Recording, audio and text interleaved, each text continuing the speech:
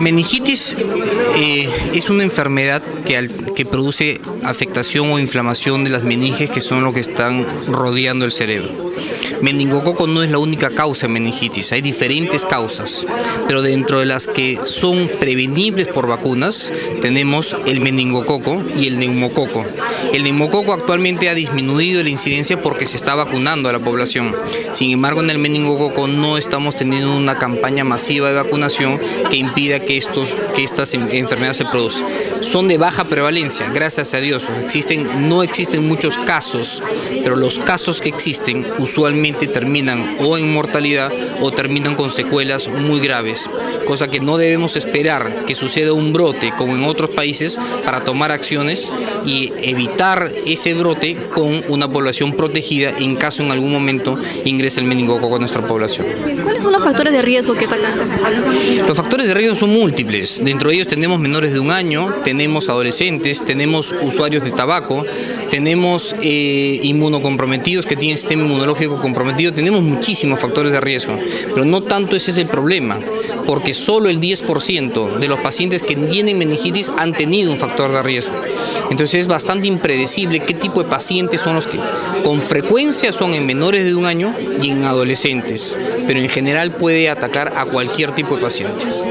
Otra de las cuestiones que usted mencionaba era de que, por ejemplo, no hay muchas vacunas quizá, o que la mayoría no toma mucha atención en vacunarse contra esa enfermedad, ¿no?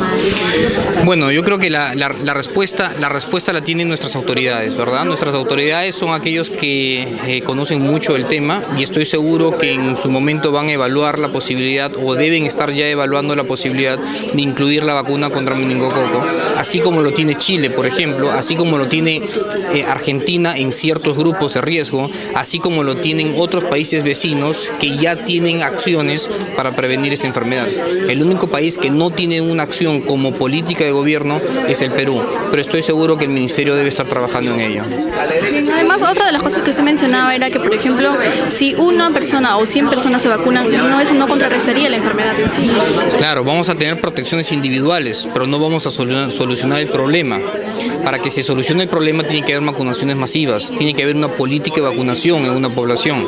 De lo contrario, solo estamos protegiendo a unos cuantos y estamos evitando que la bacteria siga circulando en nuestro medio. Entonces la vacunación tiene que ser de preferencia a la mayor cantidad de población y no tiene que ser toda la población porque eso es muy costoso. Los expertos saben perfectamente a quiénes son los que se deben vacunar y a quiénes son los que no se deben vacunar. Entonces, pero es tener una política de gobierno que implemente la vacunación contra el meningococo, ¿no? En nuestro país, ya más o menos, ¿cuánto es el porcentaje de muertes que ha habido con esta enfermedad? No tenemos registros estadísticos públicos que nos puedan definir la cantidad de casos porque no es una enfermedad de notificación obligatoria, por un lado. Y por otro lado, los médicos tenemos ciertas dificultades en el diagnóstico, porque los métodos convencionales solo nos permiten diagnosticar menos de la mitad de los pacientes que realmente existen.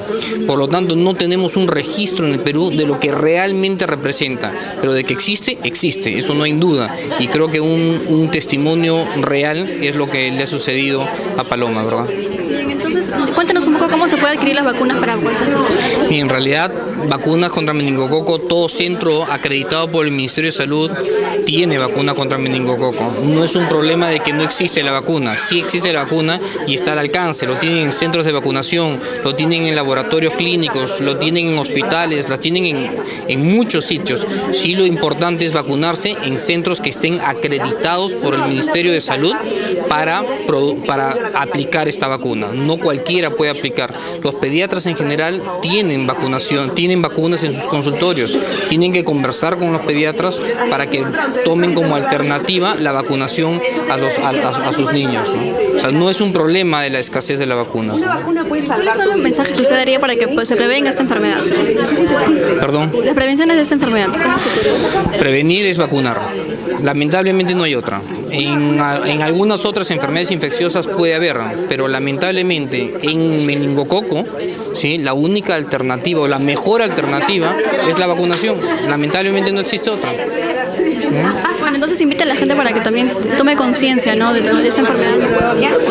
Yo creo que el mensaje tiene que ser que la población en general converse con sus médicos. Los médicos conocemos la enfermedad, los médicos sabemos que existe la vacuna, eso es por un lado, y por otro lado, invocar a nuestras autoridades a que sigan teniéndolo en la agenda para ver la posibilidad y evaluar la factibilidad técnica y económica para que pueda implementarse esta vacuna en el Programa Nacional de Inmunización. Además también de promover la sensibilización, porque la mayoría no conoce de esta enfermedad.